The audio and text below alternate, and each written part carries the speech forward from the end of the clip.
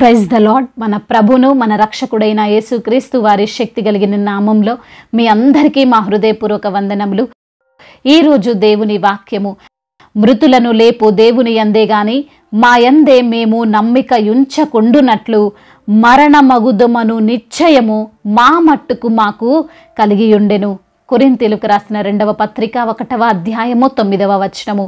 Indeed we felt we had received the sentence of death, but this happened that we might not rely on ourselves but on God who raises the dead. 2 Corinthians chapter 1 verse 9. ఈ రోజుకు గాను సర్వోన్నతుడైన దేవుడు మనకు అనుగ్రహించిన వాక్య భాగమును బట్టి ధ్యానించుకుందాము. ప్రభునందు ప్రియమైన సహోదరి సహోదరులారా, కొన్నిసార్లు మన ఎదుట ఉన్న భయంకరమైనటువంటి పరిస్థితులను చూచి మనలో ఆశ అనేదే లేకుండా పోతుంది. అపవాది మన హృదయములో ఆలోచన ఎలా కలగజేస్తాడంటే, ఇక అంతా అయిపోయింది, నీవేం చేయలేవు, నీవు నమ్ముకున్న దేవుడు కూడా నిన్ను రక్షించలేడు అని ఒక రకమైన నిర్వేదములో మనల్ని ఉంచేస్తాడు. నీ ఎదురుగా ఇక ఏ భవిష్యత్తు లేదు అని నీవు అనుకునేలా చేస్తాడు. బహుశా ఈరోజు నీవు ఇటువంటి నిరాశలో, ఇటువంటి నిస్పృహలోనే ఉన్నావేమో. అది నీ యొక్క అనారోగ్య పరిస్థితిని బట్టి కావచ్చు, నీవు చిక్కుకున్న ఆర్థిక పరమైన ఉచ్చును బట్టి కావచ్చు, ఏదైనా కావచ్చు.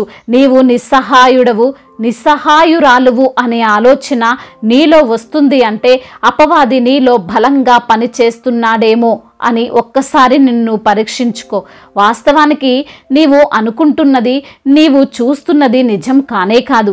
ఏదైతే జరగొద్దు అని నువ్వు అనుకుంటున్నావో అది జరగబోతుందని నీలో ఆలోచన మొదలైతే నీవు ఇంకా బలహీన పడిపోతావు. ఒక రకంగా చెప్పాలంటే అది మనలో ఉన్న అవిశ్వాసమును బట్టి కూడా అయి ఉండొచ్చు.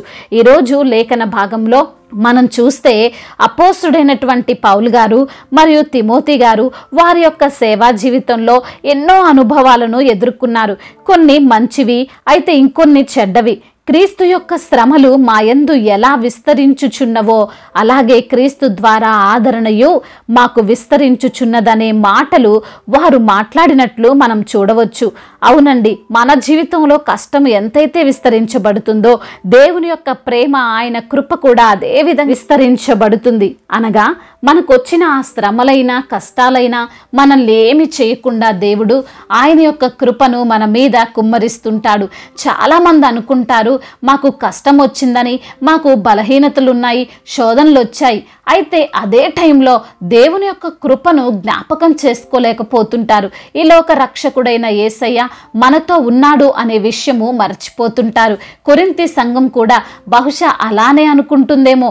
ఆ రోజుల్లో ఉన్నటువంటి పరిస్థితులు సంఘానికి చాలా వ్యతిరేకంగా ఉండడం వలన వారిలో కలవరము ఏర్పడి ఉండొచ్చు. వారిలో ధైర్యము నింపుటకు పౌలు భక్తుడు ఈ మాటలు చెప్తున్నాడు. సహోదరులారా, ఆసియాలో మాకు తటస్థించిన శ్రమను గూర్చి మీకు తెలియకుండుట నాకు ఇష్టము లేదు.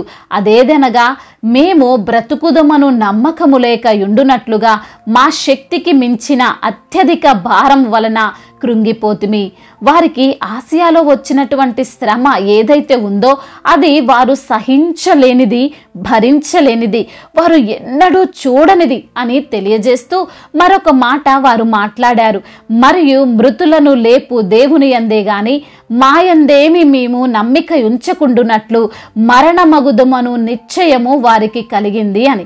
అనగా వారు ప్రకటిస్తున్నటువంటి యేసయ్యను వారు ఆ పరిస్థితుల్లో నమ్మలేకపోయారు. వారిని వారే కూడా నమ్మలేకపోయారు. అంత భయంకరంగా ఉంది వారి పరిస్థితి. వారిక ఫైనల్ డెసిషన్కి వచ్చేసారట, ఇక మనం బ్రతకడం అసాధ్యము అని.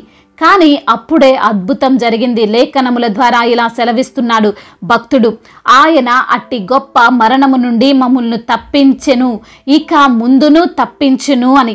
దేవుని రాజ్యాన్ని ప్రకటిస్తున్న వారే సజీవుడైన దేవుణ్ణి నమ్మలేనంతగా మరణ భయంలో ఉండిపోయారు. వారి శక్తి కూడా చాలదు అని అనుకుంటున్నారు. వారి ఆలోచనలన్నీ తప్పని, వారి యొక్క ఊహ కరెక్ట్ కాదని దేవుడే ఆ క్షణమే నిరూపించాడండి. ఆ సంఘటన తరువాత వారిలో ఎటువంటి కాన్ఫిడెన్స్ వచ్చిందంటే, ఇక ముందు ఇలాంటి సమస్యలు వచ్చినా మమ్మల్ని ఏమి చేయలేవు అని. ఈరోజు నా ఈ మాటలు వింటున్న ప్రియమైన సహోదరి సహోదరులారా, దేవుడు శక్తిని కూడా కొన్నిసార్లు నమ్మని పరిస్థితి వచ్చే ఉంటుంది. కొన్నిసార్లు నీ పైన నీవు నమ్మకాన్ని కోల్పోయి ఉండొచ్చు. నీవు దేవుణ్ణి నమ్మలేకపోయినా, నిన్ను నీవు తక్కువగా అంచనా వేసుకున్నా దేవుడు మాత్రం నిన్ను రక్షిస్తాడు. నీలో ఉన్న దేవుడు ఈ లోకాన్నే జయించినటువంటి దేవుడు అనే విషయము నీవు మర్చిపోవద్దు. కాబట్టి ఈ రోజున నీలో ఉన్న భయం, కలవరం, నమ్మకము లేని, విశ్వాసము లేని తనము నుండి నీవు బయటికి రా. నీ చుట్టూ ఆవరించి ఉన్న బలహీనతలు ఏమి చేయలేవని విశ్వాసముతో ముందుకు సాగు. నా యేసయ్య సజీవుడు, మృతులను సైతము లేపిన దేవుడు, నన్ను కూడా ఈ సమస్య నుండి రక్షిస్తాడు అనే నమ్మకమును కోల్పోకుండా ధైర్యముగా జీవించు. అపవాది ఆలోచనలను వ్యర్థపరచు. దేవుడి మాటలను దీవించి మన హృదయములో ఫలింప చెయ్యునుగాక. వాక్య భాగమును బట్టి ప్రార్థించుకుందాము. ప్రతి ఒక్కరు కూడా ప్రార్థనలో ఏకీభవించగలరు. ప్రార్థన. ప్రేమ నమ్మకం కలిగిన మా ప్రియ పరలోకపు తండ్రి, సర్వోన్నతుడు అయిన తండ్రి, మీకు వందనములు, స్తోత్రములు చెల్లిస్తున్నాం ప్రభువా. అయా మరి తండ్రి, ఈ రోజున వాక్యము ద్వారా మీరు మాతో మాట్లాడారు, మమ్మల్ని ఎంతగానో ధైర్యపరిచారు, బలపరిచారు ప్రభువా.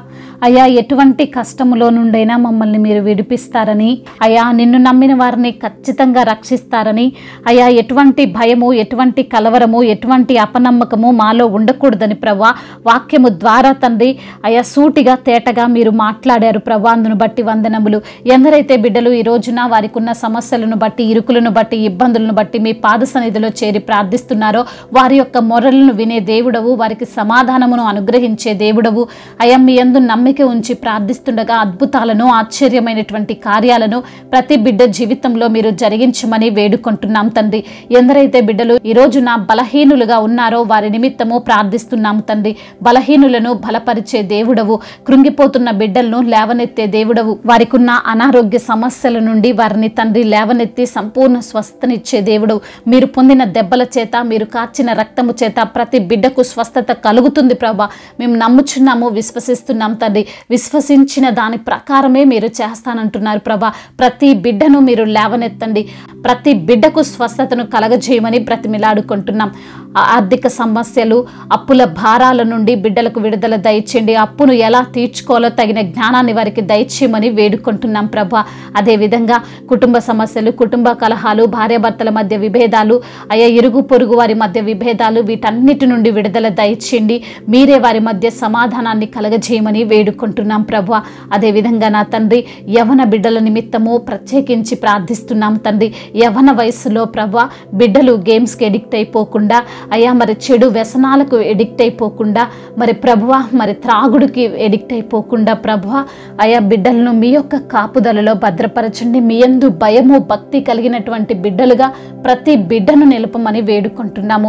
చిన్న బిడ్డలను కాచి కాపాడండి. స్కూల్కి వెళ్తుండగా, వస్తుండగా, అయా బిడ్డలు ఆడుకుంటుండగా ఎటువంటి ప్రమాదము బిడ్డలకు జరగకుండా మీ యొక్క కాపుదలలో బిడ్డలను భద్రపరచమని వేడుకుంటున్నాం తండ్రి. వృద్ధులను మీరు ఆదరించండి, బలపరచండి. అయా విధవరాళ్ళ పక్షాన మీరు న్యాయమును తీర్చండి. అయా ప్రతి ఒక్క బిడ్డకు మీరు తోడుగా ఉండండి. కోర్టు సమస్యలు, ల్యాండ్ సమస్యల నుంచి బిడ్డలకు విడుదల దయచేయమని బ్రతిమిలాడుకుంటున్నాం ప్రభువా. అదేవిధంగా వ్యాపారాలు చేసుకుంటున్న వారిని దీవించండి. చేతి పని చేసుకుంటున్న వారిని మీరు ఆశీర్వదించండి. అయా రైతులను మీరు దీవించండి. వారు వేసే పంట సమృద్ధిగా పండడానికి సహాయం దయచేయమని వేడుకుంటున్నామయ్యా. అదేవిధంగా దేశాన్ని, అధికారులు మీరు దీవించండి అయ్యా.